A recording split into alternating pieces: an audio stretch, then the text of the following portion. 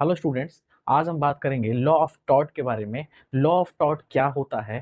CLAT and CUET के अंदर ये बहुत सारे सवाल इसके अंदर से आते हैं। तो legal awareness and legal reasoning का मैं एक सीरीज लेके आया हूँ, जिसमें कि इससे बहुत सारे क्वेश्चन इसी टाइप के हम सीखेंगे केस के सहारे, जो रियल में केस हुए हैं। 1975 का मैं एक केस डिस्कस करूंगा और उसके अंदर लीगल मैगजीन डिस्कस करूंगा। ठीक है, और आपको पूरा याद करवा दूंगा कि हाँ भाई, क्लैट और सीयूईटी, अगर क्लैट एंड सीयूईटी के अंदर अगर आप इस तरह का क्वेश्चन देखें तो फटाफट से आंसर लगा दें, और एक नॉलेज तो बढ़ेगी बढ़ेगी आपकी इस वीडियो के थ्रू।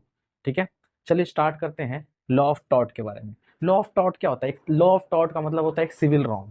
मतलब आप नॉर्मली आप रह रहे हैं और वहां कोई चीज आपके साथ, यानी कोई रॉन्गफुल एक्ट हो, है ना, उसको आप सिविल रॉन्ग हो आपके साथ। जो टॉर्ट होता है वो सिविल रॉन्ग होता है। अब सिविल रॉन्ग क्या होता है? सपोज कीजिए कि कोई एक बंदा जो है बगल में मकान बना रहा है। ठीक है, और मकान बनाते बनाते क्या होता है कि वो कुछ ऐसा करता है कि उसके बगल वाले मकान में भी, बगल वाले मकान को नुकसान होता है। ठीक है, तो बगल वाला जो मकान वाला है, क्या वो क्लेम कर सकता है कंपनसेशन के लिए? ठीक है, तो इस तरह के क्वेश्चंस जब अराइज होते हैं तो वो लॉ ऑफ टॉर्ट के अंदर आते हैं। मेरे कुछ एक्शन से दूसरे का कोई नुकसान होता है, या फिर मैं कुछ उल्टा सीधा बोलता हूं तो किसी की रेपुटेशन खराब होती है ना, वो फिर कंपनसेशन के लिए क्लेम करता है, या फिर मार्केट में उसका नुकसान हो जाता है किसी चीज की वजह से, किसी मेरे एक्शन की वजह से। तो ऐसी चीजों के लिए हम कह सकते हैं कि लॉ ऑफ टॉर्ट ही एक तरीका है कंपनसेशन गेट करने का। ठीक है, तो लॉ ऑफ टॉर्ट एक बहुत ही इंपॉर्टेंट सब्जेक्ट है, और बहुत ही अच्छे से अगर आप इसे समझ लेंगे तो आपको बहुत ही नॉलेज मिलेगी आपको। चलिए जरा चेक करते हैं। एक केस था उस केस के अंदर एक लीगल मैगजीन यूज हुआ है। वो लीगल मैगजीन जो है वो ये है, डैमनम साइने इंजुरिया। ओके, इसका मतलब आपको समझ में आ जाएगा अगर आप ये केस समझेंगे। केस का नाम है टाउन एरिया कमेटी वर्सेस प्रभु दयाल। उत्तर प्रदेश का ये केस है ना, उत्तर प्रदेश का केस है। इसमें जो प्रभु दयाल होता है ये प्लेंटिफ होता है, कंप्लेन करने वाला, और टाउन एरिया कमेटी डिफेंडेंट होती है, अपने आप को डिफेंड करती है। अब प्लेंटिफ यानी कि प्रभु दयाल ने मार्केट में 16 शॉप बनाई थी, 16 दुकानें बनाई थी, और उसमें से एक दुकान में वो कंस्ट्रक्शन करता है ऊपर। ठीक है, अब ऊपर कंस्ट्रक्शन करता है और जो टाउन एरिया कमेटी होती है उसको तोड़ देती है ना। जब उस टाइम पे ये रहता है बाहर, है ना, ये रहता है बाहर। तो अब जो प्रभु दयाल है वो कोर्ट में जाता है और बोलता है कि मेरा लॉस हुआ है और मुझे कंपनसेशन चाहिए। तो क्या होता है जरा देखें। तो इसके अंदर दो चीजें निकल के आ रही हैं कि क्या जो प्रभु दयाल है उसने अपना जो शॉप के ऊपर जो कंस्ट्रक्शन कराया वो इलीगल था या लीगल था। लीगल था तो भाई क्यों लीगल था? ठीक है, किस तरह, बहुत सारी चीजें डिस्कस करेंगे हम इसके अंदर। जैसे सपोज कीजिए कि प्रभु दयाल ने मकान बनाया, और मकान बनाते बनाते क्या होता है कि यूपी के अंदर एक म्युनिसिपल एक्ट होता है। उसके अंदर 178 सेक्शन, जो म्युनिसिपल एक्ट जो है उत्तर प्रदेश का है, वो ये कहता है कि भाई एक नोटिस यानी कि सर्व करना होगा, है ना, बोर्ड को।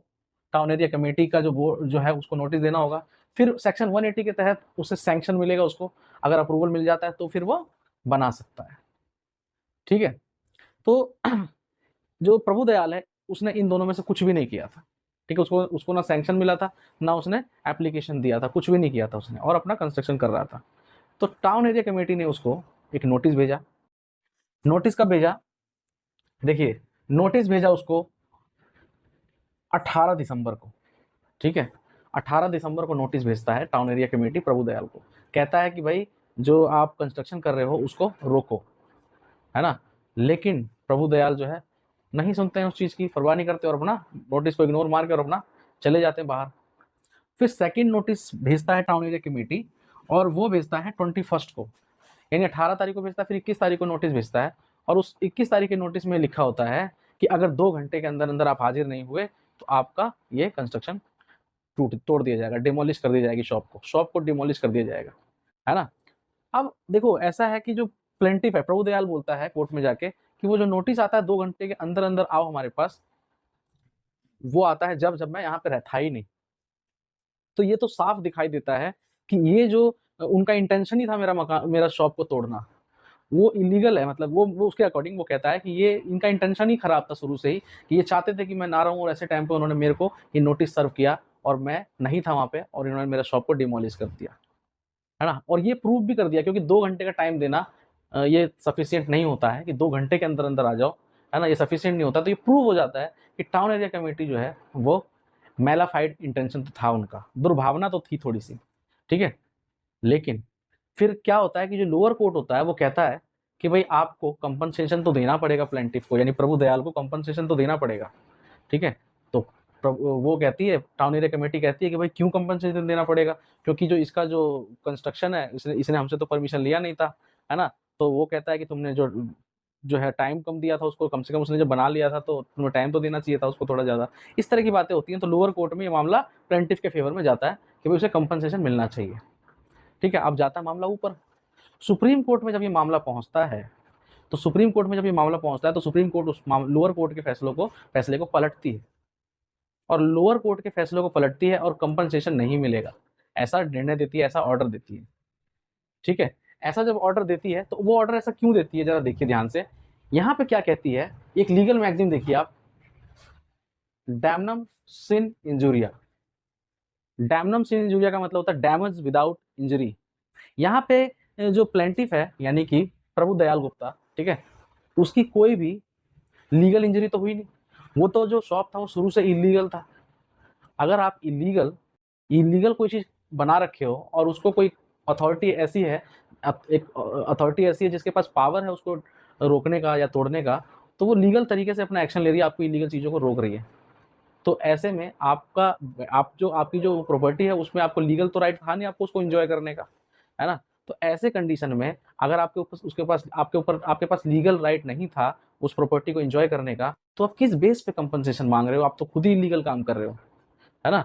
तो अगर उसका मेलाफाइड इंटेंशन था भी टाउन एरिया कमेटी का, है ना, अगर उसकी थोड़ी बहुत दुर्भावना थी भी, तो भी आपको कंपनसेशन नहीं मिलेगा। ये जजमेंट हुई, सामने वाला ने लीगल एक्शन किया इलीगल चीज को रोकने के लिए।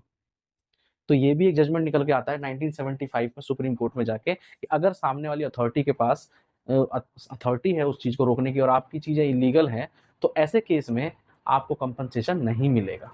आपको कंपनसेशन नहीं मिलेगा। ये देखिए यूपी का सेक्शन 186 है म्युनिसिपल एक्ट का, board has power to demolish, है ना। और 185 होता है जिसके अंदर फाल कर दी इनकी जो ये इसका नोटिस सर्व ना करना, है ना, और इसका सैंक्शन ना लेना, ये फाल करता है ऐसी कंडीशन में कि भाई बोर्ड को मजबूरी में ये डिसीजन लेना पड़ता है। तो ऐसा तो उसने रूल दिखाया कि भाई ऐसे ऐसे हमारे सारी कैटेगरी क्राइटेरिया फुलफिल हो रहा है इसका, तो इसी वजह से हमने इसको तोड़ा है ना। बोर्ड ने अपना पूरा तरीका रखा, हालांकि ये प्रूव हो गया कि इसका मेलाफाइड इंटेंशन था, यानी दुर्भावना थी, लेकिन फिर भी कोर्ट ने ये कहा कि malafide intention is no consideration, है ना। मेलाफाइड इंटेंशन से आप कुछ नहीं कर सकते अगर आप खुद इलीगल हैं, शुरू से आप इलीगल हैं, आपने बनाया वो इलीगल था, तो आप किस बेस पे कंपनसेशन मांग रहे हैं। सुप्रीम कोर्ट ने कंपनसेशन खारिज कर दिया।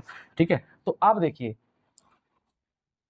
क्यों खारिज कर दिया, क्योंकि राइट जो प्रॉपर्टी का था वो लीगली ऑब्टेन्ड नहीं था।